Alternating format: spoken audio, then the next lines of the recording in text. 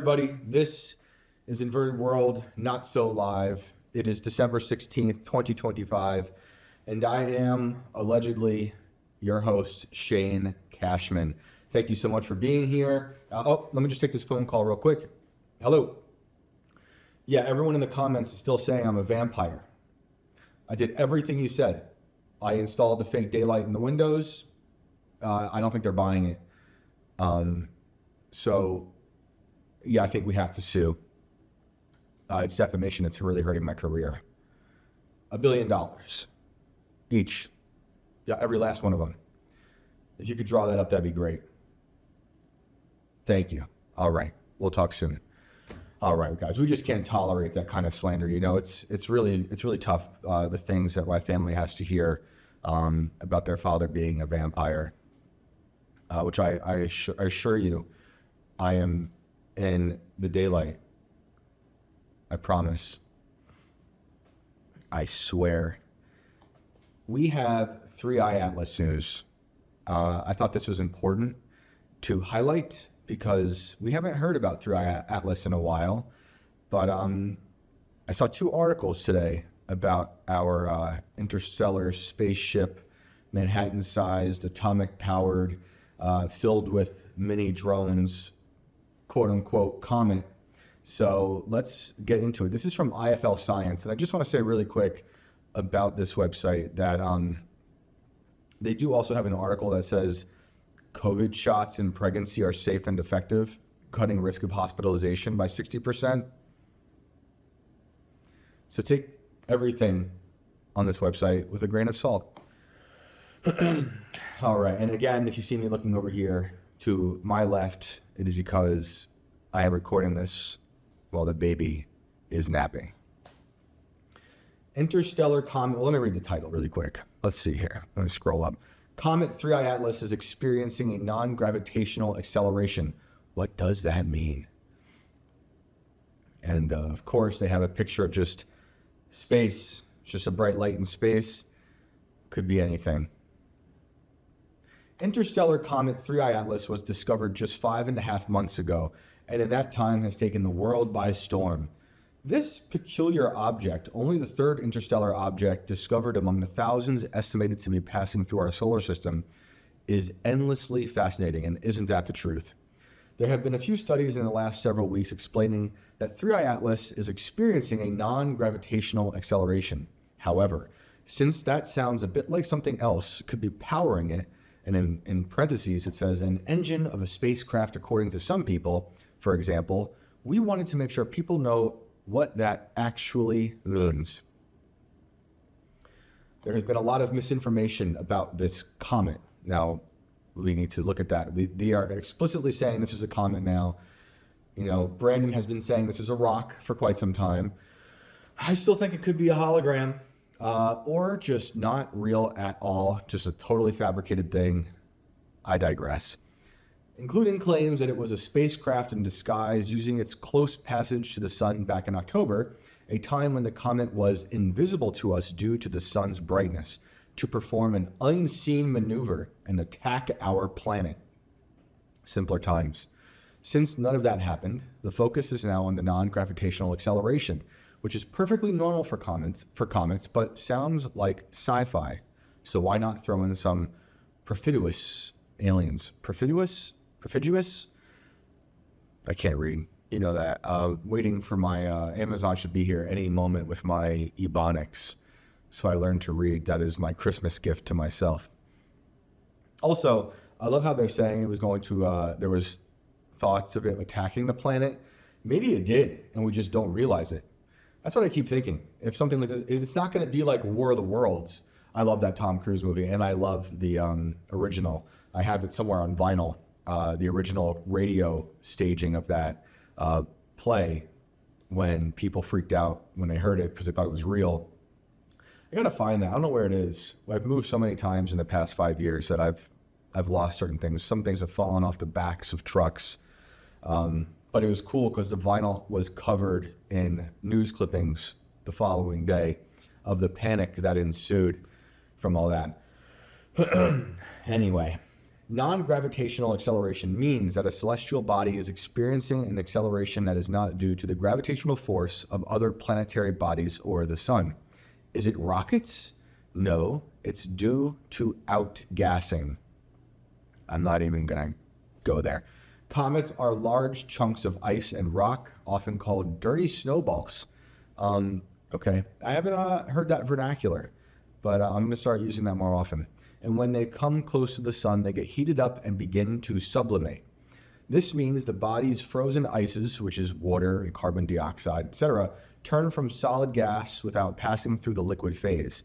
This is not a smooth process, and often comets and at least one asteroid we know of, 3200 Phaeton, release jets of material that form the tail and coma, which is the cloud of gas and dust surrounding the nucleus that you often see in images.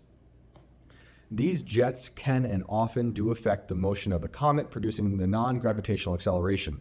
The exact dynamics cannot be worked out because the nucleus of comets is tiny, all things considered. Despite a coma that stretches over 100,000 kilometers, the famous Halley's Comet nucleus is just 15 kilometers, which is 10 miles for those of us who prefer the American way, on its longest axis. 3i Atlas might be much shorter than that. A comet also rotates, showing different regions to the sunlight at different times. Comets are not perfectly uniform spheres. They are messy, potato-shaped chunks. Wow, dirty snowball, potato-shaped chunks. This uneven list tells us that the jets are outgassing, and outgassing might happen more on one part of the body than another, at different intervals and with different effects. Still, the loss of material shifts the comets. For 3i Atlas, researchers were able to measure it using Earth-based telescopes, which for this include orbiting ones such as Hubble, together with the European Space Agency's Trace Gas Orbiter around Mars and NASA's Psyche mission in deep space, or psych, as in psych, this is all fake. Sorry.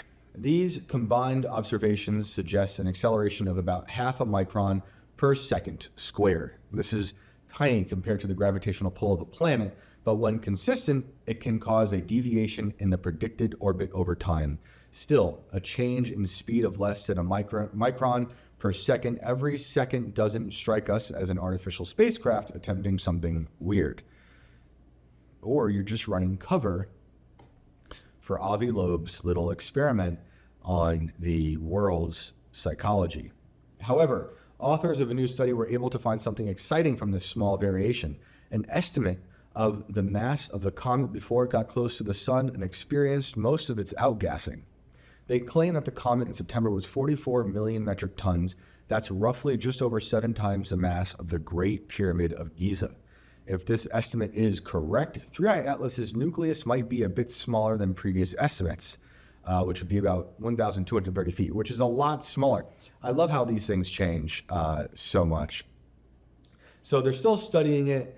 They're trying to make it more scientific. They're in stark contrast to Avi Loeb's claims. Now, again, his claims are more of like theory. I think he's having fun experimenting with theories about 3i Atlas, and a lot of news outlets pick it up and make it seem like he's saying this is a fact. Although sometimes it is hard to discern exactly with him what is fact and what is theory, or what is opinion versus what he's really believing through observation to be factual. I find it pretty funny because there's 3i Atlas diehards out there, and if I say anything wrong about Avi Loeb and his theories, I get inundated more from Avi Loeb's camp than anyone who hates my mispronunciations of certain words. So let me see. I had this other article put up here if my computer wants to load. Of course, it's taking forever. Oh, the joys of doing this at home. Well, if this doesn't load, I'm just not gonna read it because screw you, IFL Science. My goodness, here we go. It is taking forever, and I hope you haven't tuned out by now because of how slow this is. And the headline has just disappeared, but there's a super pixelated image of what they say is Three Eye Atlas. It looks like the aliens from Aqua Teen Hunger Force. It's just pixels. And I believe it. This is exactly what they say it is. So since the title is just this, here it is. Fresh from capturing image of Three Eye Atlas, NASA's MAVEN suffers anomaly and is no longer communicating with Earth. I like this. This is what I'm talking about. NASA's Mars atmosphere and volatile evolution, which is what they call MAVEN, orbiter, is no longer communicating with Earth after an unknown anomaly put it out of contact with NASA's Deep Space Network. All right, it's trying to make me take an IQ test. All right, I don't need to do that. It's very low. All right, we know this. I can't even read basic words. Okay. In November 2013, NASA's MAVEN spacecraft launched into space, beginning its long journey to Mars. In September 2014, it entered Mars orbit and began its mission to study the planet's upper atmosphere, ionosphere, and the interactions the atmosphere has with the solar wind, leading to its escape of the Martian atmosphere. For over a decade, oh, wait while my computer loads. This computer is from 1940, so bear with me, please. The combination of data from these instruments allowed scientists to make a new kind of map of sputtered argon in relation to the solar wind. The map revealed the presence of argon at high altitudes in the exact locations that the energetic particles crashed into the atmosphere and splashed out argon, showing sputtering in real time. The researchers also found that this process is happening at a rate 4 times higher than previously predicted, and that this rate increases during solar storms, NASA explained. I sometimes just think these people just sit around NASA and make things up, but of course there's Neil deGrasse Tyson is over here telling me I'm wrong about everything. And when I'm reading this article, I wish maybe in post-production, Alex, you can change my voice with AI to Neil deGrasse Tyson so I sound really condescendingly smart. That'd be cool. The direct observation of sputtering confirms that the process was a primary source of atmospheric loss in Mars's early history when the sun's activity was much stronger. This is just made up. This is just totally fake space news, which will be my spin-off show where I just cover fake space news from NASA. It has been a successful little orbiter, even capturing an image of interstellar comet 3I Atlas earlier this year and operating beyond its initial mission end date of 2022. The MAVEN team has a strong record of innovation in addressing engineering challenges to extend the mission and add capability. MAVEN project manager Rich Burns at NASA Goddard Space Flight Center said in a statement as the mission was extended in 2022. This next extended mission brings new opportunities and challenges, and we are confident the team will once again rise to the occasion, enabling much more fantastic MAVEN science. To the NASA flag unfurled behind me as I was reading that. This reads like someone who's trying to not get any more Doge cuts, even though Doge is now gone. But Doge was going after NASA, which I was fine with, because it's fake. Or is it? Sorry, now I'm going to hear from the NASA people. The extension took the spacecraft until September 2025, but after that, MAVEN was still going.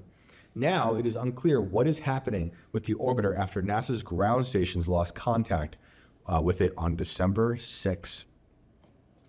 Telemetry from MAVEN has showed all subsystems working normally before it orbited behind the red planet. After the spacecraft emerged from behind Mars, NASA's Deep Space Network did not observe a signal.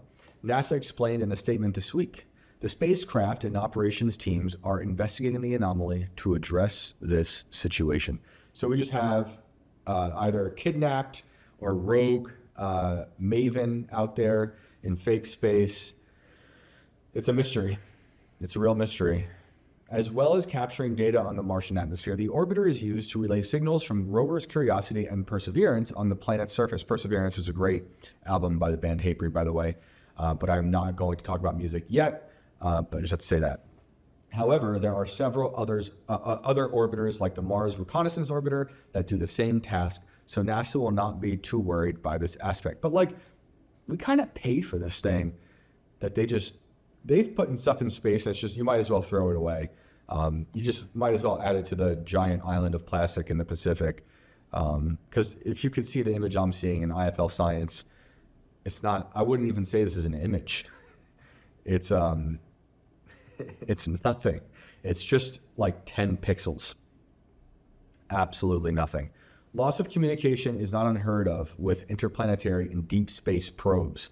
And NASA does have a tendency to find ways to fix the problem and reestablish contact. In 2023, the U.S. Space Agency lost contact with Voyager 2 before resuming contact just a few days later. Hopefully, NASA will be able to do the same with Maven. For now, they say that they will share more information as when it becomes available. So that's one of those things I'm going to keep up with. I love these wild, mysterious stories like this. We just lost Maven, but it happens in fake space. This is what happens. They brought up Voyager, and this is speaking of music. I will say that the Voyager soundtrack is one of my favorite things to listen to. Sometimes with the kids as well, or when I'm doing some writing. It's just one of those things that it allows you to just kind of get lost. If you haven't heard me talk about it before, the Voyager spacecraft, when they sent it out, they had Carl Sagan and a few others put together songs from Earth. Not just songs though, it was like chants from different cultures around the world. Also, it starts, I believe, with different hellos in different languages. There's whale songs, and in hopes that if some extraterrestrial creature found it, they would hear like a soundtrack to Earth. It's a very soothing, awesome soundtrack that covers like rock and roll, classical. It's really interesting. And they also have like this decoder for whoever finds it to kind of figure out how to use the thing to play the record. It's a great story, and I've always been interested in that. And you should look it up. It looks really cool. If Brandon were here, I would have him pull it up, and you could see the gold disc, and it kind of looks like hieroglyphics on it. And it's really neat. It's really cool. But anyway, where am I going to next? But Voyager is such an interesting story. Also, Ronald Reagan wrote a letter to, no, not Reagan, I'm sorry. Carter wrote a letter to aliens and put it in the Voyager thing. And you might recall me talking about Carter before. Of course, when he was running for governor in Georgia, he saw what he said was a UFO hovering above this, it wasn't the Knights of Columbus, it was something like that. I forget exactly what it was, but him and a bunch of guys in the parking lot saw this hovering orb over the tree line down there in Georgia. And when he eventually ran for president, he said he was going to release UFO stuff, and that never happened. The story goes that Bush, as in Bush Sr., when he was approached by Carter about releasing it, because Bush at the time was head of the CIA, the story goes that Bush said no, and Carter never spoke about it again, which, as far as I can tell, he didn't until the Voyager thing. And then after his failed presidency, he did write a bunch of poetry, and he did write poems about space and aliens. Carter was, I think he had a good heart, but a complete failure of a presidency. That's all of them. That's all of them. He tried. But I had family, as I'm sure a lot of you have family who are alive for all of that.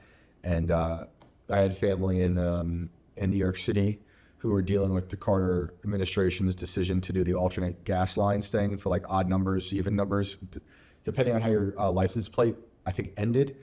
If you had an odd number or even number is when you could go get gas. And there was insane violence in New York City about people waiting in line, cutting people off. That's just one of like many issues with that presidency.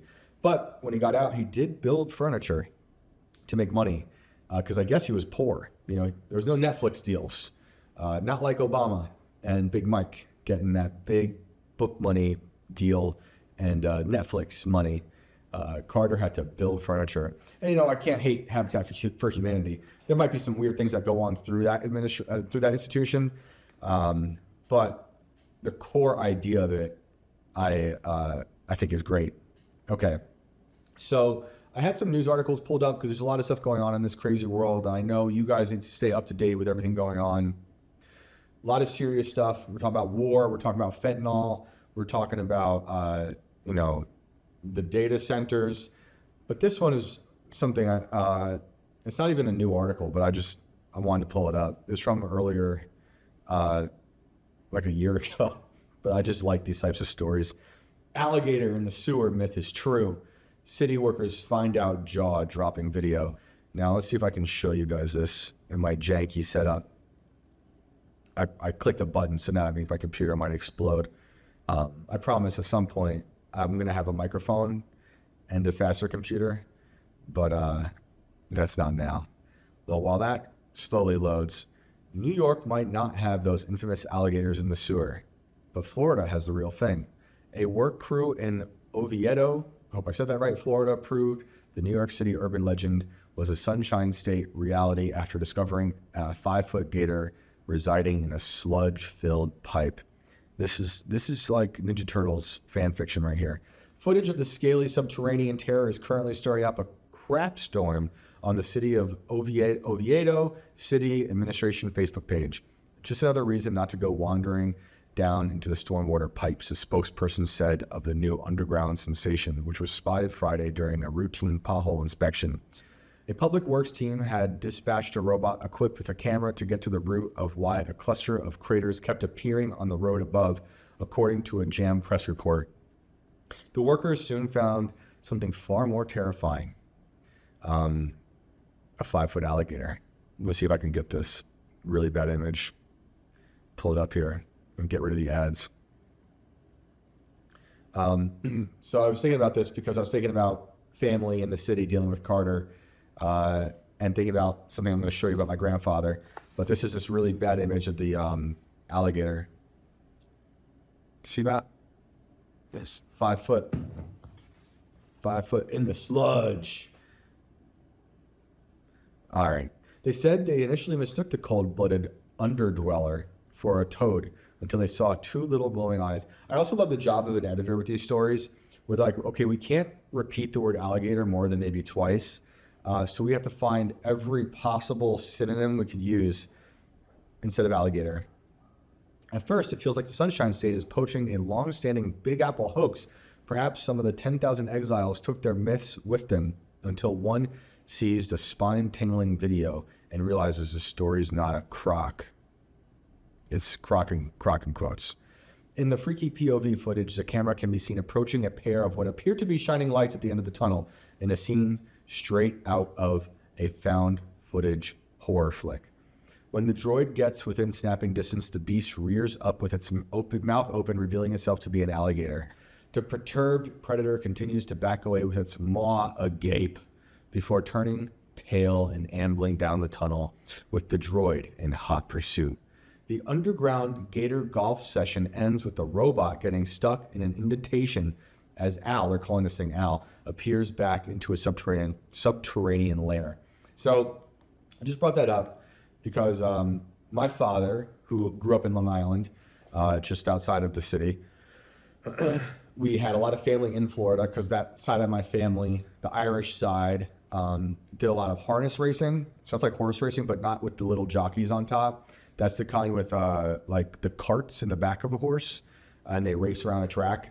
And they would travel up and down the East Coast throughout the year for their races. That's what my mom did it as well, but she was the only one in her family to do it. That's my parents met. But when I was still up to like a year old, we traveled up and down the East Coast for harness races. My mom even raced while pregnant with me. So I don't have memories of that, but I feel like it's in my DNA of just going. It bounces like insane. It's wild.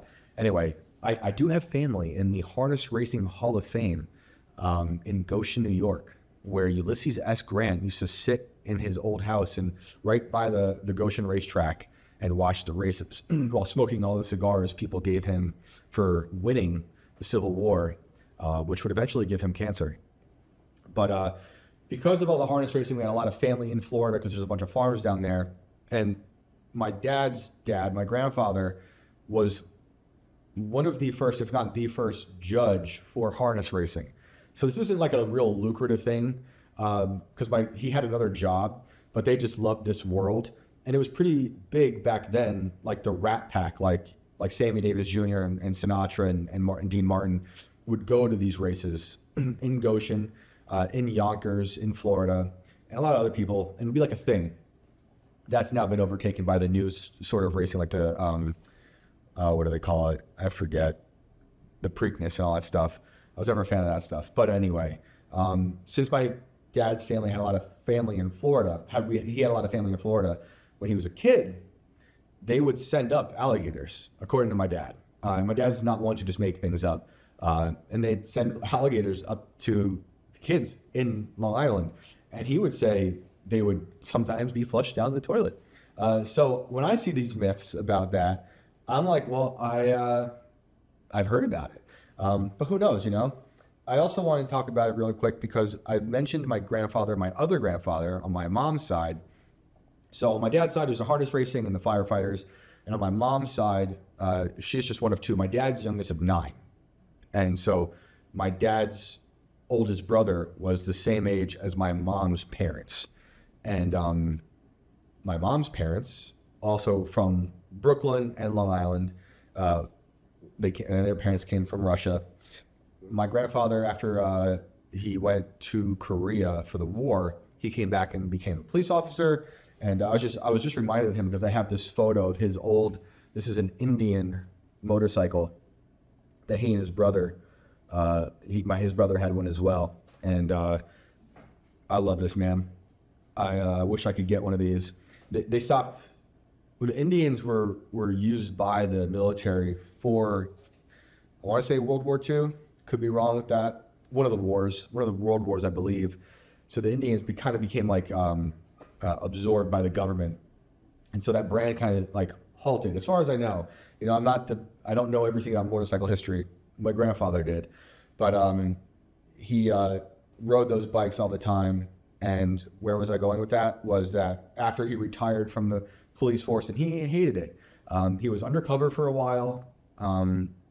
Before that, his beat was Times Square, which was insane. And I told you about the 70s. You know, he was there during the fires that my uncles on my dad's side were fighting, and my grandfather had to deal with a lot of crazy murders and dead bodies. But he just hated police. He loves people, but the police force, in his words, was just a corrupt situation, and he really didn't really fit in. So I have love for individual police officers, but I've had my fair share of run-ins with really bad cops. Anyway, when he moved to Florida, he was obsessed with trying to catch an alligator, and as they built out Florida around him, this is north of Miami, like an hour north of Miami, alligators started to leave the swamps and go into these like cul-de-sac.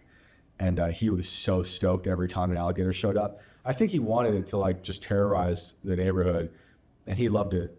He tried to help a group of people capture one, and I think they actually did capture an alligator with the help of like whoever comes out, animal control. But I was just thinking of that stuff. But that Indian motorcycle is sick, and there's all crazy stories with all that. But anyway, I just want to go through a few headlines before I get to some other news. These are brand new headlines from this week. Baby born in the back of Waymo driverless taxi in San Francisco. They're just trying to make you like these things. All right. Autonomous taxi company Waymo confirmed a woman riding to the hospital in a driverless taxi ended up giving birth inside the vehicle.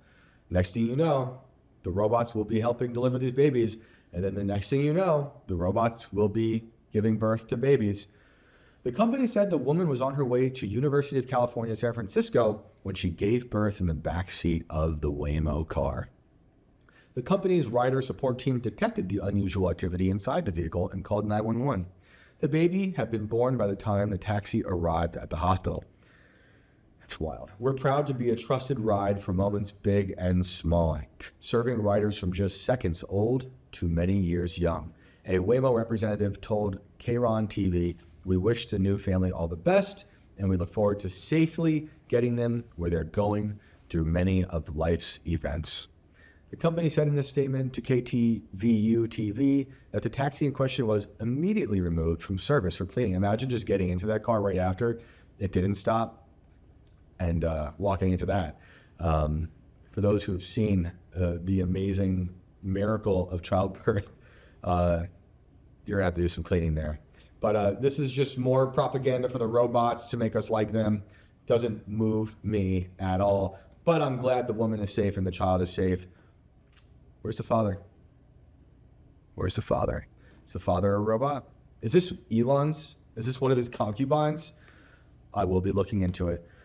All right, I like this one. Not a crazy story, but I just like the headline also from this week. Escaped horse visits New York's JFK airport. I just figured since the horse stuff yesterday, we might as well do another horse run. I got the horses here. I know some of you were commenting on the back ends of the horses. Yeah, get your mind out of the gutters, you weirdos. It's just a cool old painting of horses. When I look at that image, I think of how much it hurts to be kicked by that. I've been kicked by a horse that actually was the same color as that one right here, the biggest one. His name was Taco. Taco kicked me so hard with his hind leg. He threw me across the hall in the barn, and I had a hoof-shaped print in my chest for like 2 months. I was like 11 or 12.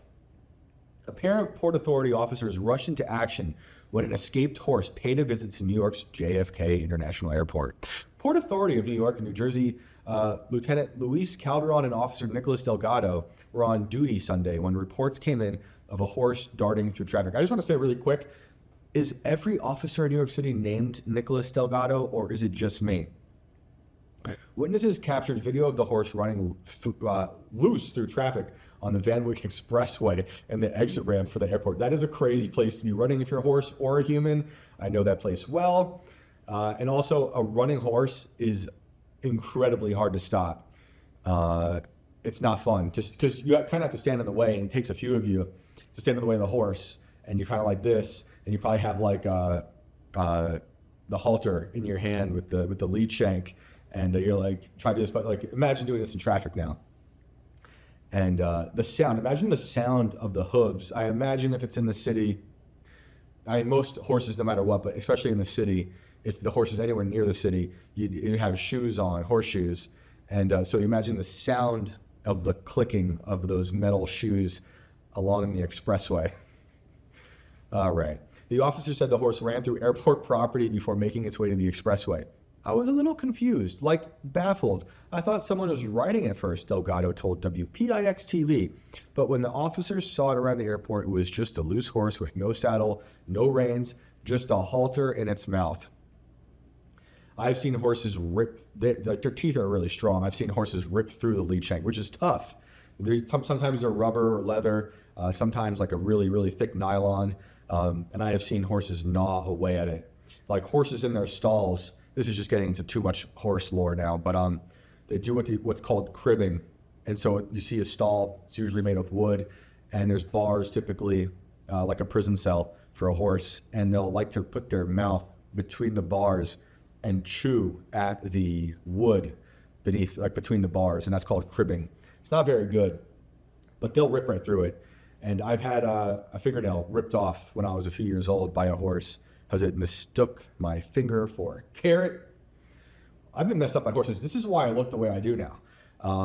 I have been beat. I have been fallen on, kicked, thrown, trapped below. I had a horse once take off on me because I heard thunder, and I couldn't stop it, and it just jumped over the fence back from my barrel racing days.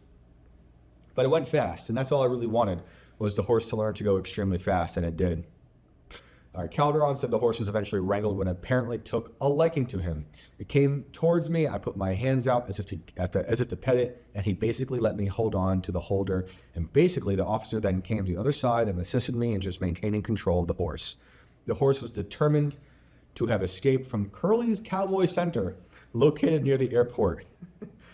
My computer doesn't explode. I'm going to try to look up Curly's Cowboy Center. which I think I know this place. I gotta look it up. So my dad would give speeches at different like horse facilities around the country. He still does. And yeah, I do know this place. Holy crap. And I went with my dad once when he gave the speech. It would be to like high school or college kids who were in their equestrian programs, like horse riding programs, and it's supposed to be like some kind of motivational thing. And I would drive my dad because he hates driving. And this is when I was like in high school or in college, but it's neither here nor there. But I the second I saw that name, I was like, I do know that place. So from what I remember, this place was like for like kids in the inner city who are getting in a lot of trouble, jail, gang activity. And this was a big part of my dad's thing because like his son, we have found ourselves in some trouble throughout the years of our younger years. And so my dad, in wanting to give back to like troubled youth, if you want to say it like that, he'd go around giving these talks that were supposed to be motivational, show that you could kind of have a career in this world. And so you just got to think about, we're like by the airport, there's this farm by the airport, and it's a lot of like, it's not just like inner city kids who have had like issues with crime, because there's other kids who just want to do horse stuff. But it was, the main point was kids who were trying to not be in trouble anymore. And I just always loved that. And I don't know, you know, I think it did a lot of good. Because horses they'll mess you up, but it's unlike any other animal where there's a lot of responsibility and they will kill you. I've seen people get paralyzed. We've seen people die. We've seen people have to get airlifted by a helicopter out of horse shows. My mom has shattered her femur, speaking of femurs. And that was like 9 years ago. Horse threw her off. We're just getting way off of track on this show, but what are you going to do? Clearly, horses and my family, there's a big connection there. But a horse threw my mom off, shattered her femur. That was insane. My dad, when he was still racing horses, got kicked in the knee, shattered his knee. Also, when he was about 19 or 20, got kicked in the face by a horse. You would think that would be me with this haunted mug. But no, my dad got kicked in the face, lost all his teeth. Sorry, Dad, I'm giving away your secrets. He's got all false teeth now. That must have been crazy. My sisters have been messed up by horses, so it's serious. You know, my kids have all, except for our youngest, who is still napping, they've all been on horses and from a very early age. Obviously not alone, but within a few months, I like our two older kids were on a horse. I hold them and we walk them around.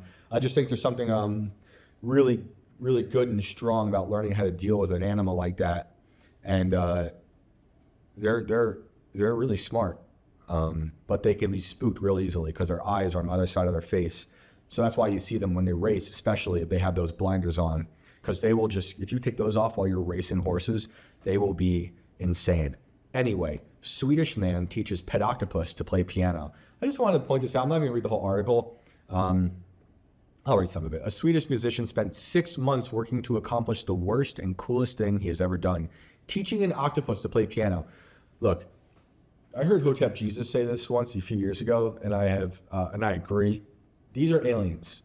I don't want to teach them anything. They're already studying us, and they're just waiting for their chance to invade when they crawl out of the ocean and take over. That's the thing. That's the threat.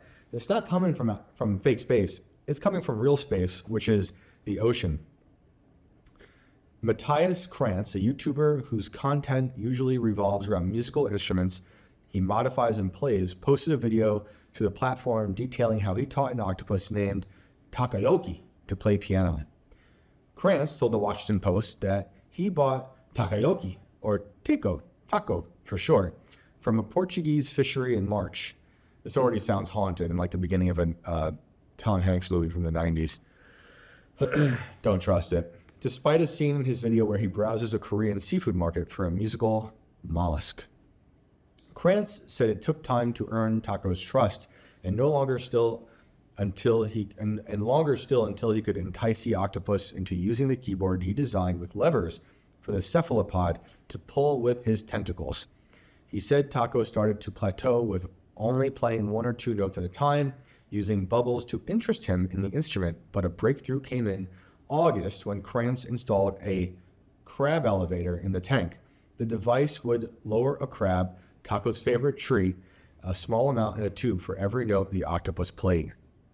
Krantz started playing his guitar to accompany Taco's work on the piano, and he was even able to teach the octopus to play the note progression of Baby Shark, although he admitted the result was off-tempo.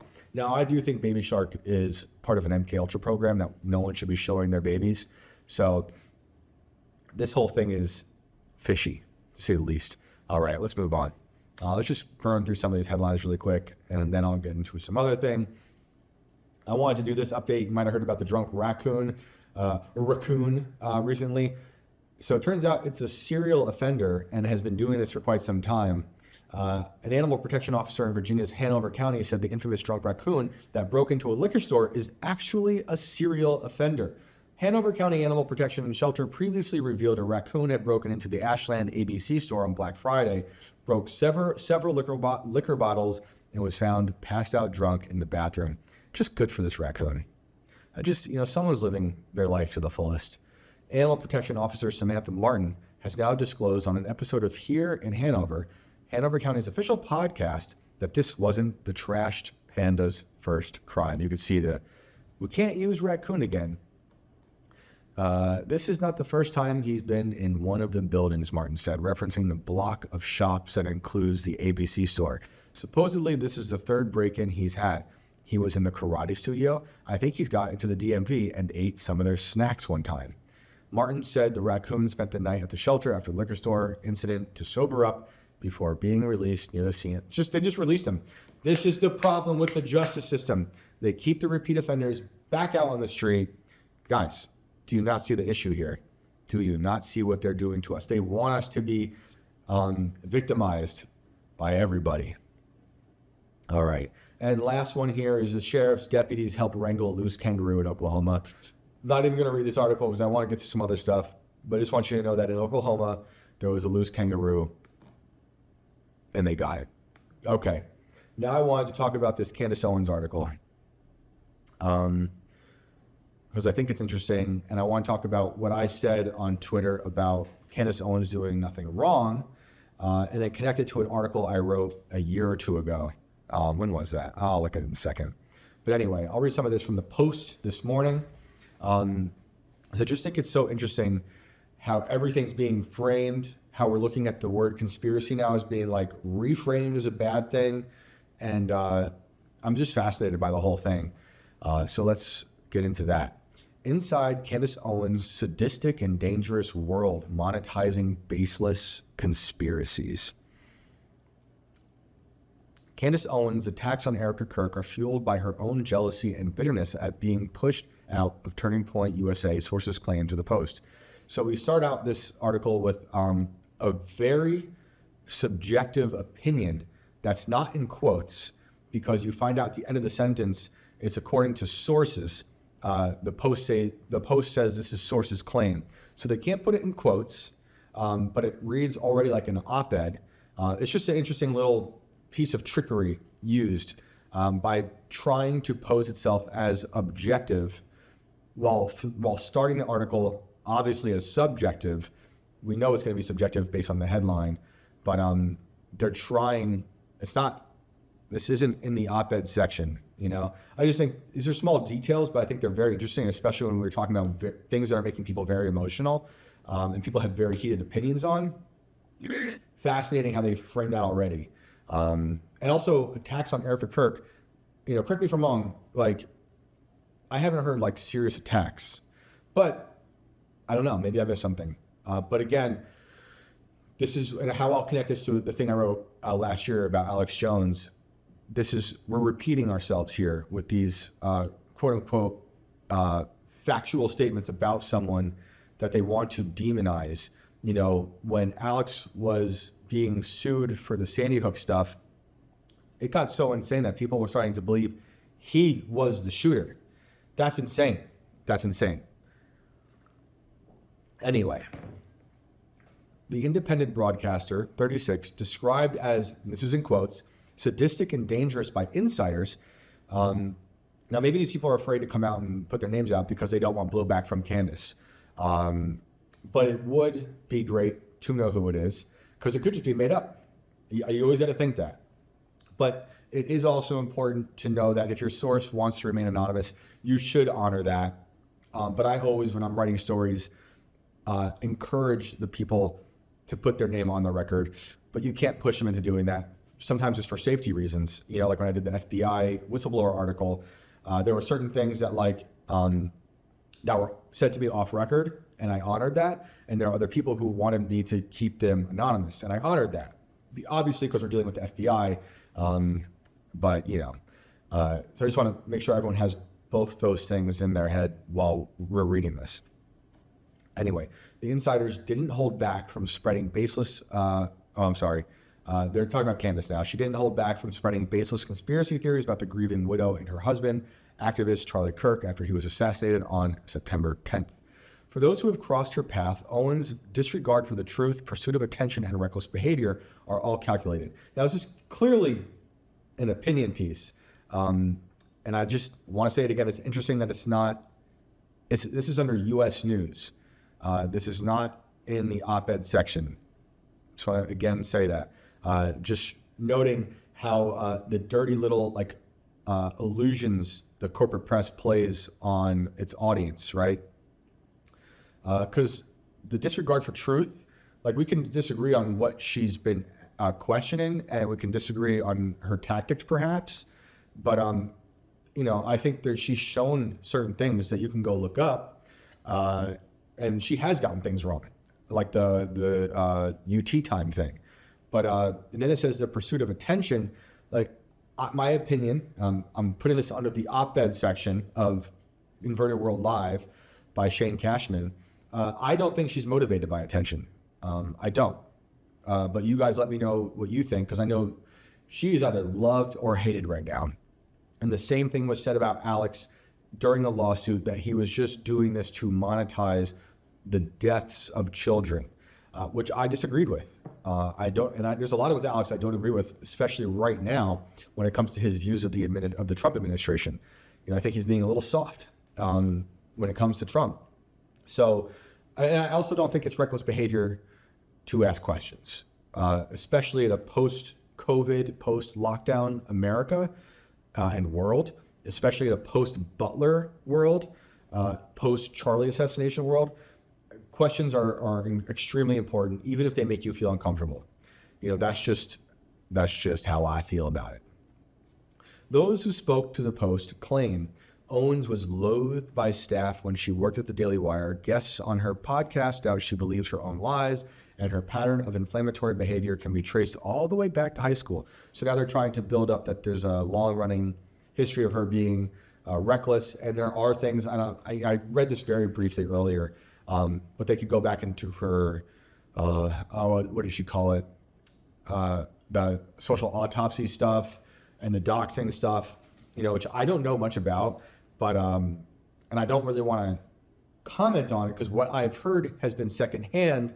And if that is true, then I don't agree with doxing people and stuff like that, but I haven't looked into it. So I don't really have a educated opinion on that stuff, but I should, and I do want to look into it.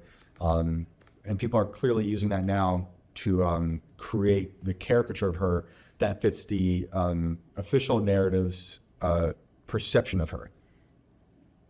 Everything, this is a quote from an insider, everything she is doing right now is because she wants to destroy Charlie's legacy and the organization he built because he threw her out of TPUSA, alleged one insider. Now, again, correct me if I'm wrong, these are things you've just been seeing in passing with all the information we've been getting in the past 3 months.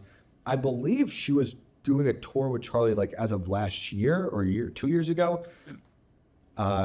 I don't have I'm afraid to open up other tabs on my computer because it might explode. No, this wasn't built by Israel, or was it? But I don't know. This computer just can't handle me doing anything on it, so I won't do any real-time fact-checking, which I wish I could right now, and I'm using my phone to record. But I do believe I saw that a year or two ago, that she was out with them on a speaking tour. but I'll let you guys let me know in the comments if I get this wrong or right. This is just off the top right now. This is another quote. Charlie pushed her out because she was going a little bit nuts. A source close to TPUSA brass claimed to the Post, but noted, and this is another quote, he would still text her to keep the friendship going. And look, that is possible. My personal feelings are that I think this is framing, and I don't really buy it.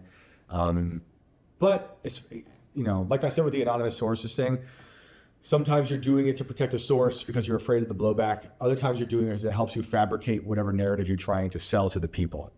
To me, this seems like the latter. But I don't know. I don't know what everyone's thinking. I don't know their hearts.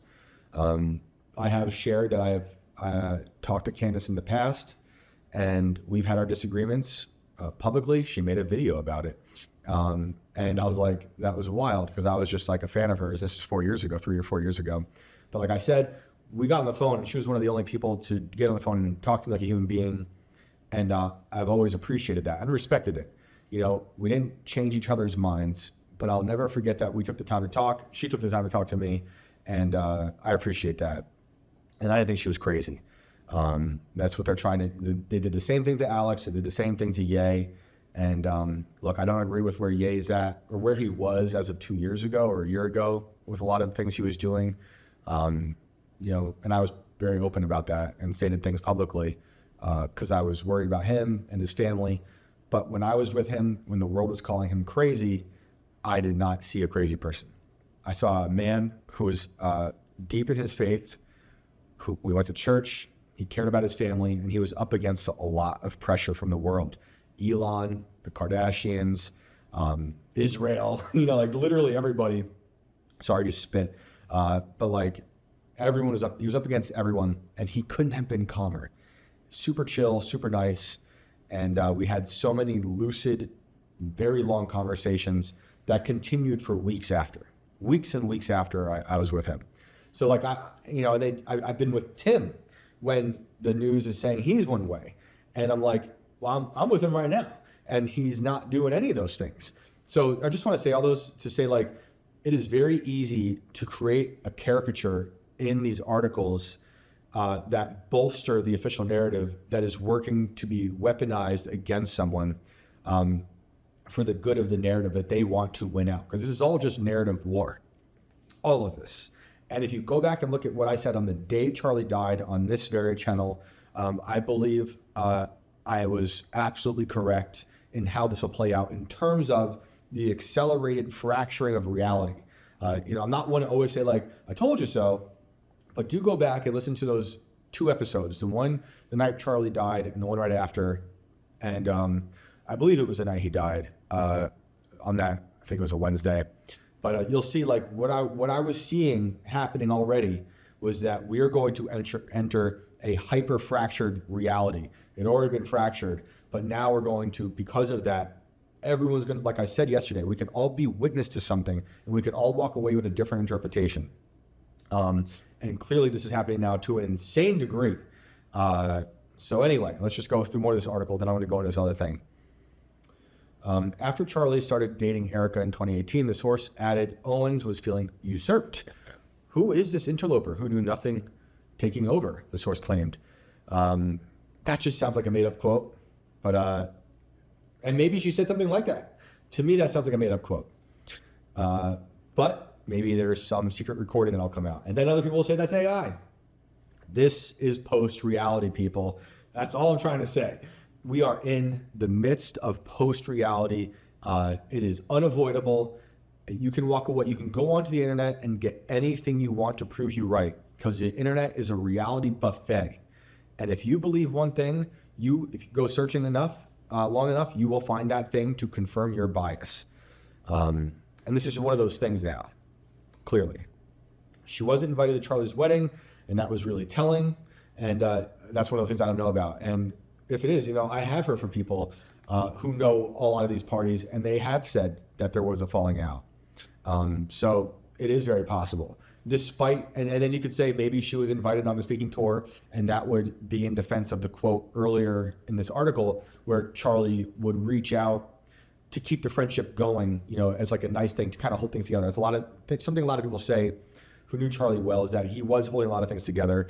And, from a distance with how little I knew Charlie, with our little interactions over time, he was someone who was good at collaborating with a lot of people.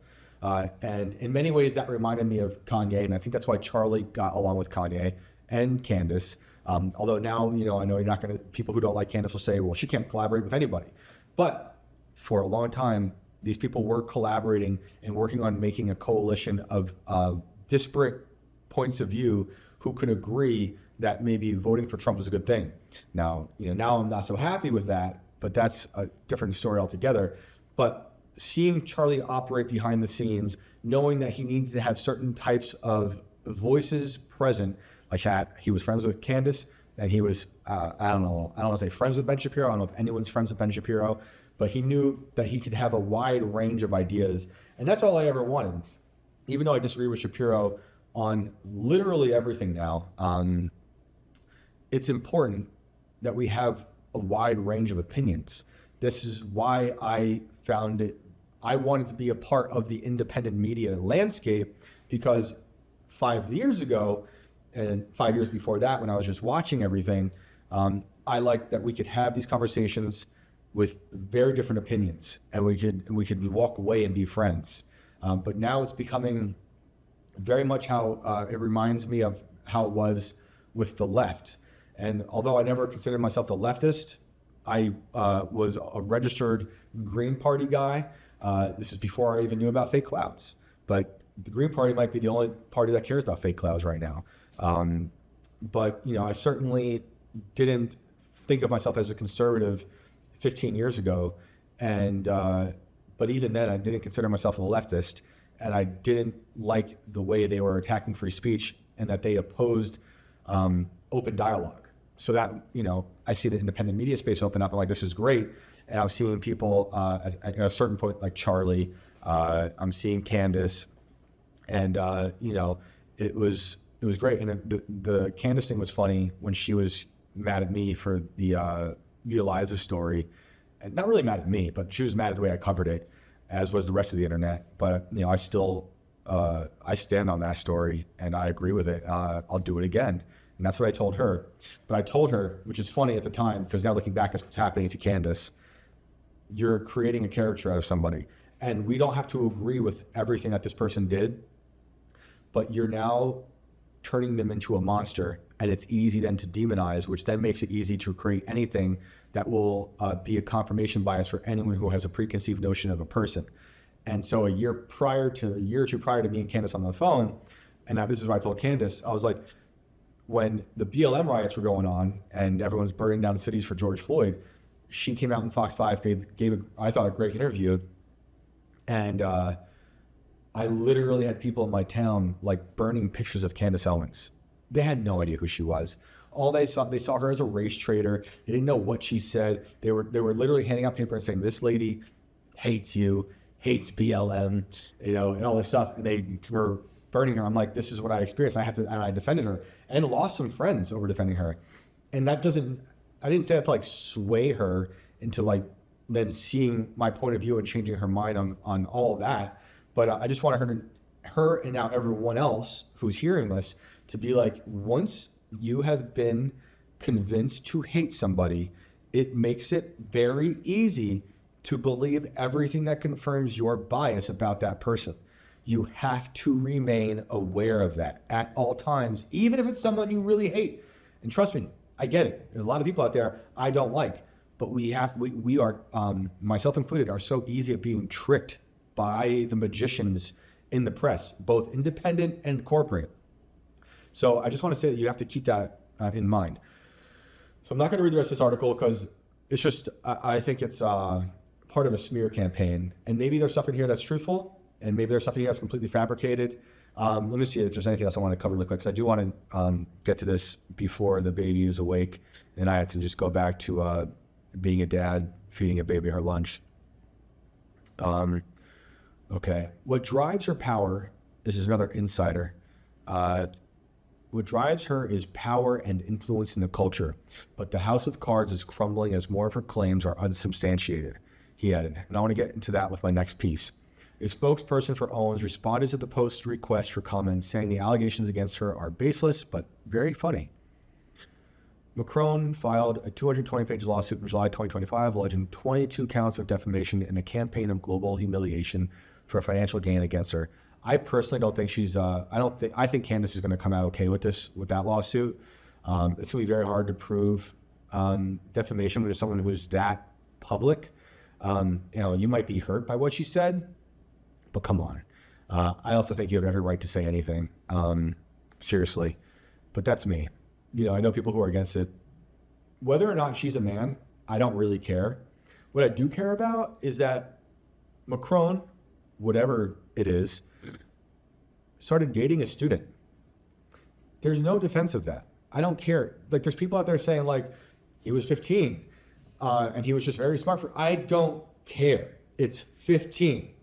You should not be dating anyone that young, especially when you're a teacher.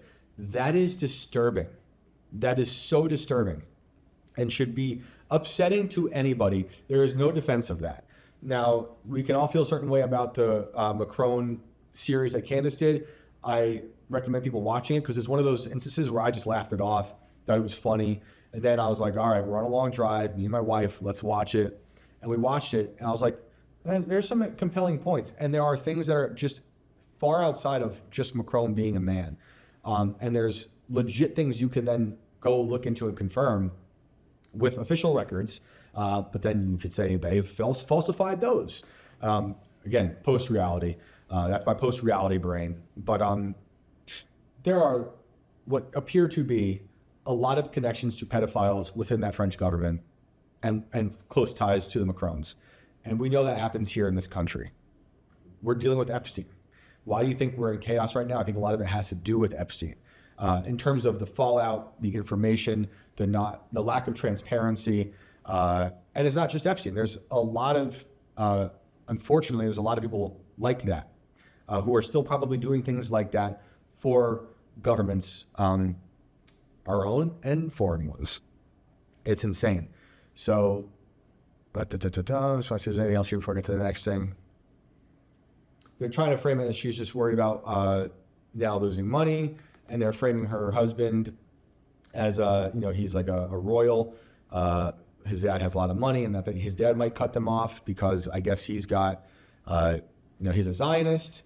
So they're trying to now pit the family against each other. And the dad did make a comment that is in here somewhere. Where is that?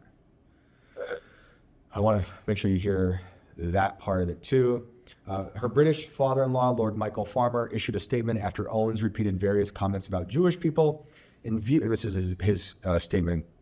In view of public comments from a high-profile member of my family, I want to put my own views on anti-Semitism on public record, he wrote, explaining how he had known many Jewish people in his private and professional life and served as the Christian deputy chair of the Council for Christians and Jews, a group founded as a bulwark against anti-Semitism. And then so I read that and think, like, well, what constitutes anti-Semitism? Because that word means nothing now. And now there's people who will say if you question Israel, you question Israel's influence on our politicians, now you're anti-Semitic.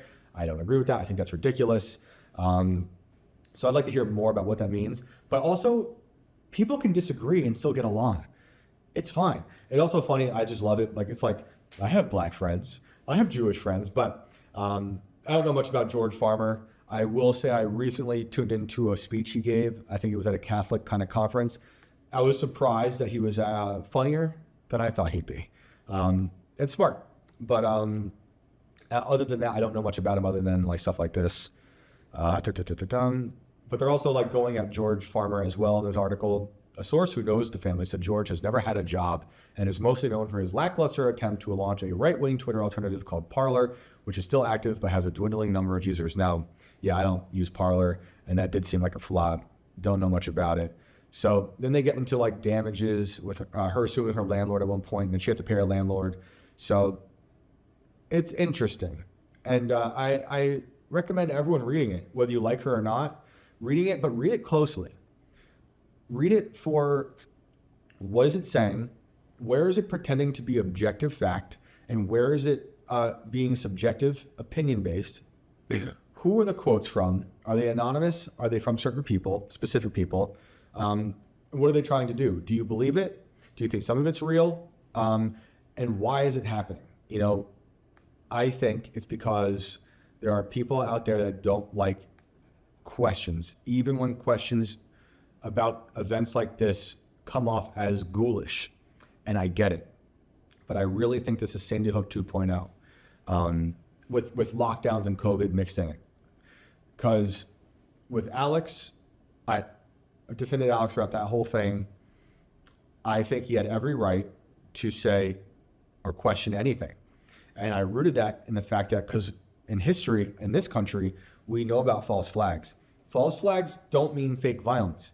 False flags have very real violence, but it could be theater involved in it. So it's unfortunate that knowing that our own country has considered and has done the sacrifice of innocent people for the sake of a narrative in Operation Northwood's case, to push the narrative of that Cuba did it. Cuba killed our own people when it would have been us. They didn't do it that time. But it was all to push a narrative, in that case, for war. So if you know that, it's unfortunate that you have to think about what else is possible. And, you know, it is ghoulish to think about this. But I've had my own questions since the moment I saw Charlie get executed. And it's my own, you know, issues with knowing certain things in history where I have to be like, okay, since I know these things, it doesn't mean it's always that it's always the case that it's some insane thing that's happened, like a Northwoods, like a Gladio, like a paperclip, like the OKC bomber, you know, like, you know the list, the whole list of things. I was going to say radioactive oatmeal, Tuskegee, Operation Sea Spray. It's not always that, but my goodness, there is a long history of really nefarious things happening to the American people at the behest of our own government, which has been weaponized against us, which is why we have every right to make these questions, even if it's ghoulish. Now, I don't know, I don't have a theory that I bought into about Charlie. I don't know. I've been asked repeatedly on shows like IRL and others. You know, I don't subscribe to any theory, but I am completely in support of lines of questioning, even if that makes you feel uncomfortable, even if it comes off as ghoulish. And it's unfortunate, but that is the case. And so when I say something like Candace Owens did nothing wrong, I said the same thing for Alex Jones. Somewhere there's a tweet out there saying Alex Jones did nothing wrong. And it doesn't mean you have to agree with everything they're doing. It means that you have to support, I think, you should, I do. You should support questioning anything because the narrative is trying to shift away from those questions, and then everyone's getting very emotional about you asking those questions. Now, you don't have to agree with tactics, but I think everyone has the right to ask questions. And now you'll say, well, she's accused people of doing certain things. Now, I haven't heard her accuse specific people of specific things, and I have seen people take things out of context. Like, for instance, there's a clip that was going around a week or two ago saying that Candace directly accused TPUSA of killing Charlie. And what they were using, and this is what I've seen. I haven't seen everything. I've seen a lot of it. But what I've seen is, what did the quote say? Candace said something to the effect of the organization had their leader killed. Now, they were saying now that's her saying TPUSA killed him.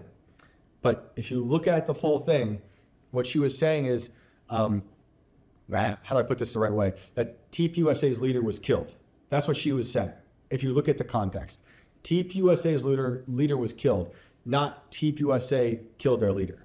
But they spun it like that. And then, like I was saying earlier, if you believe a certain thing about a certain person, you can then believe anything, even if it's been twisted and taken out of context to help bolster that specific narrative. So a year ago, where is this thing? About a year ago, let me see.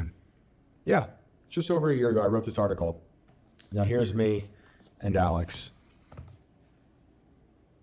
Me and Alex at the InfoWars studio. That is from probably July 2023. Speaking of Kanye, I happened to be there on Kanye's birthday and then sit in the chair Kanye sat in with the Netanyahu on his birthday. And at that point, Alex and Kanye were still banned from Twitter. So I used the opportunity to ask Elon to unban them, despite Elon not liking me. So, and that's a whole other story. But I want to read some of this because I still believe this.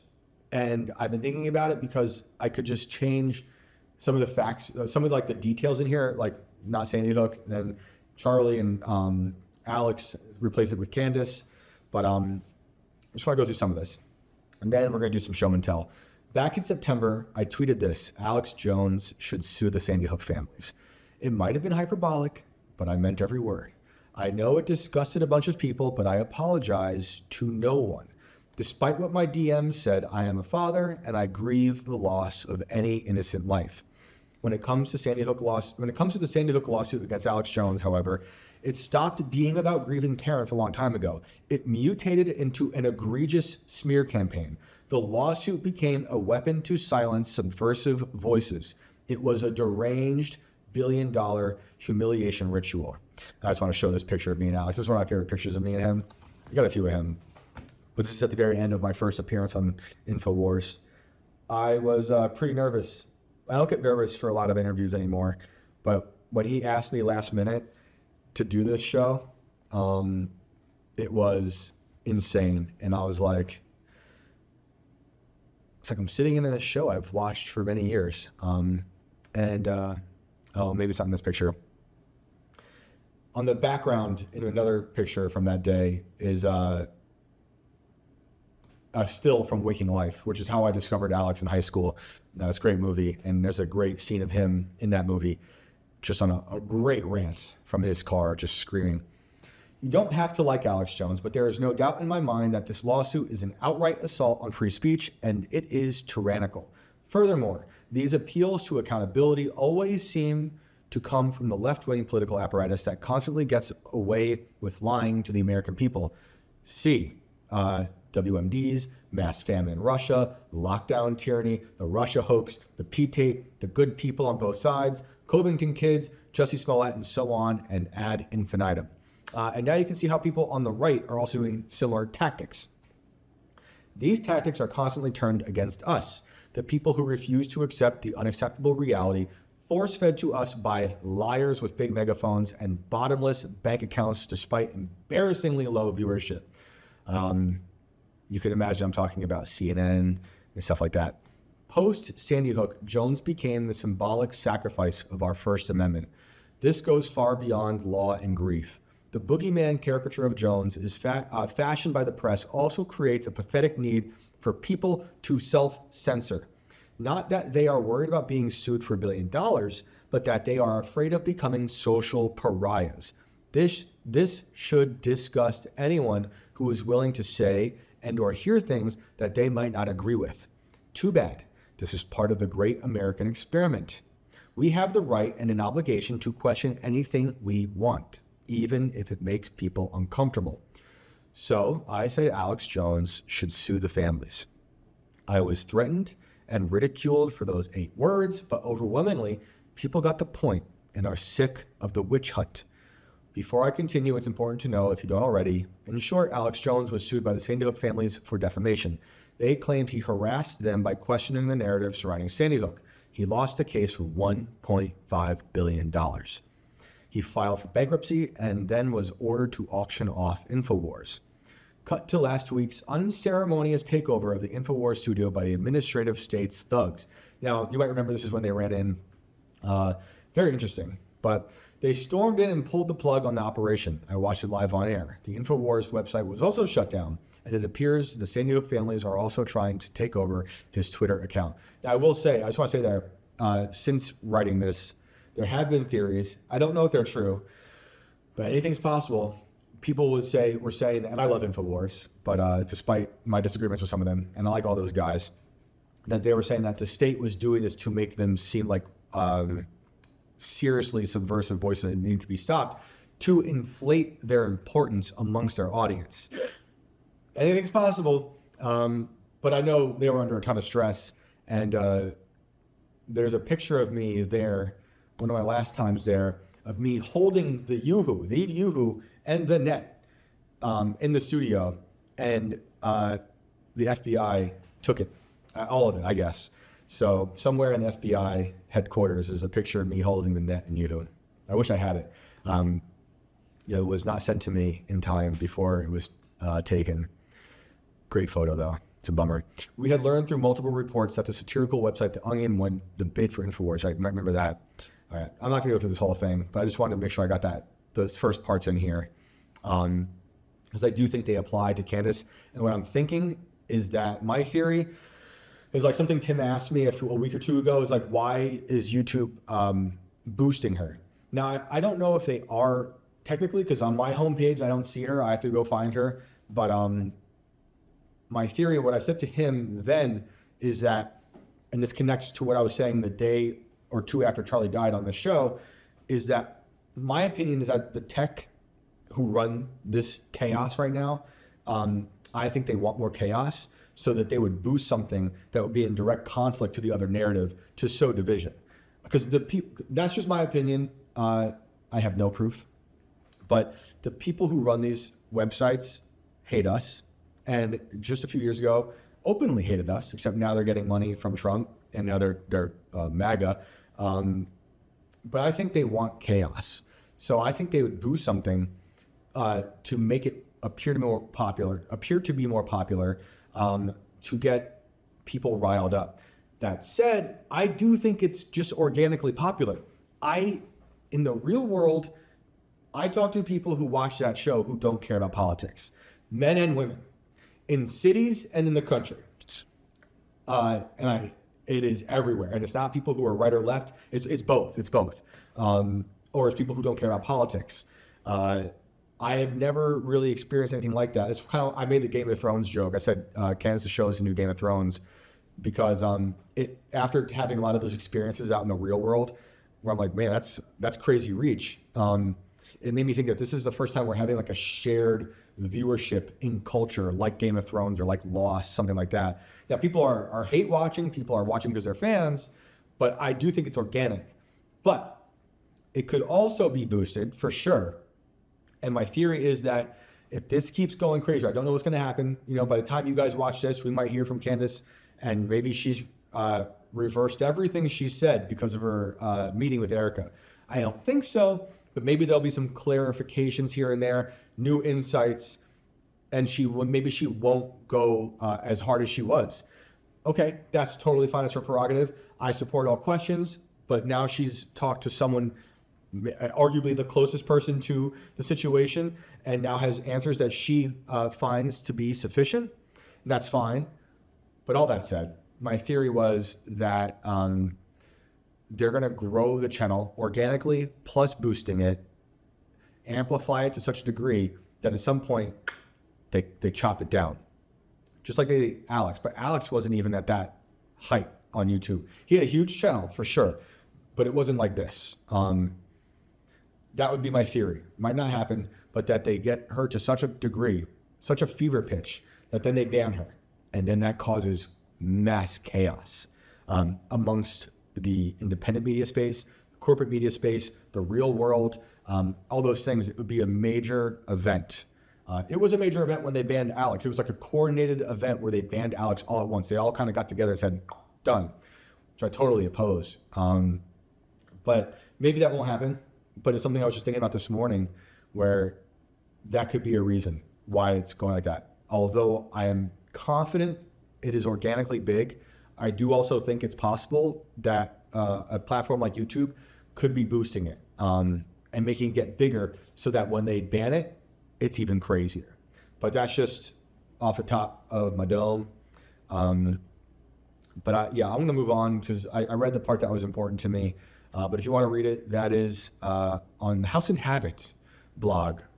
Alex Jones sues the Sandy Hook families. And the subtitle is, "And Why the Knowledge of False Flags Makes Us Obligated to Question Everything." And everyone agreed with that back then, except for crazy people on the left who wanted to kill me and my family. But all right. what's next. So there's my computer. Take this sip from my mug. And I just want to go over some books. I was like, I'm not going to show another bone today. But I do have two other bones. But we won't do those. I want to show some old books. And this one's meaningful because it was the first book my dad gave me. And you can hardly read it. But very, very slightly there you can see it says O. Henry, or the complete works of O. Henry. And this is an early American short story writer. And my dad would sit me down and like quiz me at a very young age. He'd have me read these short stories. Like if you haven't read The Gift of the Magi, it's so good. It might sound cheesy now because it's been replicated through so many narratives in culture since, but The Gift of the Magi is a great story, and great to read around this time of year too. It's a beautiful story. O. Henry had a crazy life. I think he was pardoned posthumously, I think by Obama. Could be someone else. But these are great short stories. I treasure this old book. It's falling apart on me. I believe his father gave it to him. I think he gave it to me. But this is from 1936. And there's a picture of O. Henry himself. Go look him up. He had a crazy life, as most writers do. I don't know why that is, but this one's funny. I just always like this. This is the American Merchant Seaman Manual. And so it's for like Navy dudes. The American Merchant Seaman's Manual. For seamen, by seamen. Don't you dare. I know what you guys are thinking. Don't you dare. This is from 1941. And it has this really awesome like drawing of this liner. But it's cool. It's just like old facts, things you need to know, knots, and stuff like this. This is just like OG internet. Stability of ships. When stability is spoken of, the meaning of the word must first be made clear. Take a block of wood, for example, as shown, and fasten a sizable piece of lead at the center, and hang a piece of line and wait from it. While the plumb line passes, don't clip that. While the plumb line passes inside the lower edge of the block will tend to return to its original position. So it's just stuff like this. Things you need to know when you're out on the high seas. It's really cool. Like rules of the road, stuff like that. I've always liked this book. And then back here, it's like all your general information, like measurements and stuff. Really cool. Sometimes these old books have like people's names inside of them. I just looked at it. This one doesn't. But I love this one. Actually, this one came out, 1940. Like that. This is an old book. Picasso, not a terribly good man, perhaps, but I like his art. That's why I have his replica here. Because I love classical art. I love like Renaissance art. Because I think that type of classical art was meant to capture the like God's beauty, as it should be exemplified through God, right? But people like Picasso, in my opinion, painted the way we view the world through our emotional lens, like the interior fractured, chaotic world, right?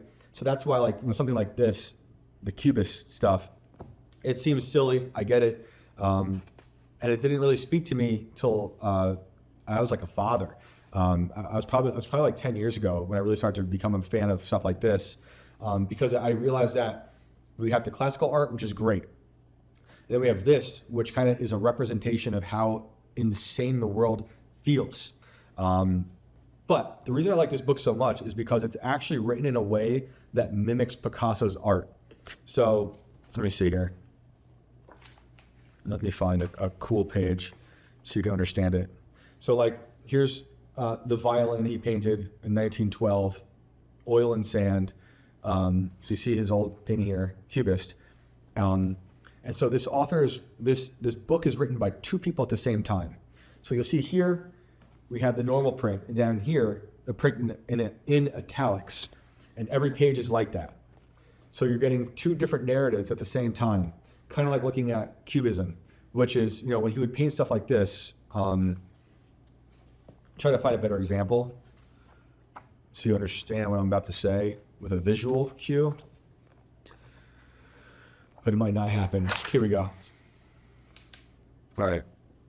So this is a still life with a mandolin, right? So when he would paint Cubism, he would put the mandolin on a table and then circle it, painting every angle, so that you would see it through every angle. Now I know, like, some people just like, they tune out with their stuff, but I really like that idea of painting, and it's kind of how I view truth and trying to figure out what's going on. It's why we need to look at everything and figure out who's telling us the truth, what angle are they coming from, and that's what I've learned a lot from looking at the Cubist stuff from Picasso. So, you know, he wasn't the first to do it, but he obviously perfected it, if you like it. And I learned a lot from that. All right. This is my one of my favorite versions of the Divine Comedy. I love that. So that's Dante's Inferno, right? And Paradiso, Purgatory. But get a load of this. This is incredible. I cherish this book. I don't really care for a lot of things, material things. And, you know, these are things that if they last, will go to my kids if they care for it. This one's so old, I don't think it even has a date in it, but I believe it's from the early 1800s, from what I can tell. I'm pretty sure this is like 1830 or 40, but there he is right there. And then the poem, you know, looks like that. It'll make you blind, but so cool. I have another one of these to show you, but I love that. I told you I collected a lot of Alice in Wonderlands. I know Lewis Carroll's a creep, but I love books about people who find themselves in strange circumstances entering a new world. And these are very similar to me because they're two people that travel to another world, kind of through a portal, rabbit hole, and he walks into hell, being led by the great poet Virgil. And this one, obviously, but this one has like these, it's meant for kids, you know, but I collected these for my wife. Everyone in these old houses that I would go collect from dead people had an Alice in Wonderland book. It was just like a theme. So I was like, I'm gonna get them for Nancy. But it's cool because like the font will sometimes do stuff like that. And there's drawings in here, you know, like that. But this one is falling apart like desperately. But I love that. Love that. This is an old first edition hardcover of one of my favorite books, A Movable Feast by Hemingway. This is nonfiction. I remember the house I got this out of. I remember the dumpster. I remember the day. I remember what it felt like. It was a brisk day, a lot like today. And it was a banker that died, this obese man. And he had this, and the family was just like, trash it. And I was like, there's no way. I love this book. And if you care to read, and you care to read about real events in Hemingway's life when he was younger in Europe, read this. It's incredible. I love this book. It's insane, especially for the men out there. It's a strong book. All right, Paradise Lost. This is insane. I love this poem. And this is a great edition with illustrations by Gustave Doré. So like, look at this. You know, that's Satan being cast out of heaven. You know, it's got big words. Easy for me to read this one. And I have two. It's not Inferno. It's not the Divine Comedy. This is Paradise Lost. I get them confused sometimes. There's Moses. But I love this story. I think it's very relevant to read. It's timeless. This is timeless. I know this is a tougher read. They're both, the Divine Comedy and Paradise Lost are kind of tough reads. Like, I'm retarded. You know, it takes me I'm a very slow reader, but I'm trying to find another picture in here. But like, look at these drawings. The illustrations are rad, and I love the cover. All right, my last one is another Divine Comedy, but check this out. This is heavy. It's Dante Alighieri again. He's so rad. He was so rad. Like I think he was in jail writing this, or maybe he was in exile. I forget, because Virgil was also exiled. Most of my favorite writers have been writing in exile. There's a theme there. Sometimes, you know, that's what it takes.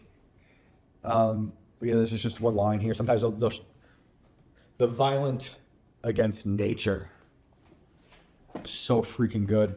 But these drawings in this book are crazy. So thankfully I have all the versions, but there's not a lot of drawings. There's one, but there's a few. They're terrifying. Like this one's terrifying. But you know, like we're talking about hell. We're in hell in this. And I was just checking to see if the FedEx guy was dropping off my Ebonics. But like this is hell, you know. And if you haven't read this, I highly recommend it or listen to it. And you know, do your research on what you think is the best translation. I'm spacing on what I have in terms of audio, because the translations mean a lot. You know, you'll have a somewhat different experience reading different translations, like the Bible. You know, you need to know who's translating it and who's doing it the best. That's why I have the Holy Bible app. I don't have a sponsor, but that would be a sick sponsor to have one day. And so, you know, this is when they're in heaven. So the artwork is cleaner and prettier in paradise. You know, a lot of flowers. It's so good. I highly recommend reading this if you haven't. It's long, but I think it's really, really important. I love it. I love that book. But yeah, I'm stoked on that. I have others, but I didn't want to bore you with every one of them. But I thank you guys for tuning in. This is a fun one. We took my stuff away. These are the articles. Provenance, as they call it in the auction gallery, showing that it's first edition. But appreciate you guys. And this is a fun one. I'll try to do this again tomorrow. Again, you guys, thank you so much for liking and subscribing and sharing this show. It was fun joining you guys in the chat last night. I'll try to be there again tonight, but no guarantee, because we got some family stuff going on that will be out a little late, but I'll try. And I'm just finding glue on my pants now because I had to make my daughter a train for a Christmas thing. And there you go, glue. But thank you guys for all the comments yesterday. Thank you for all the love and support. It was really good to be back and talking to everyone yesterday. I'm sorry this isn't live. I'm sorry we're not getting calls right now. I'm sorry that I'm not in the studio. I'm sorry that the audio is not great. But I wanted to get something out there, and I want to hang out with you all. And please let me know if there's anything on your minds, anything you think I should cover, anything you think I've missed or got wrong, and anything I've mispronounced. You know, hit me up. Let me know the proper pronunciation of things. Until I get my Ebonics, I'm still retarded. But appreciate you guys. I hope you all are well, and I will see you tomorrow. Have a good one.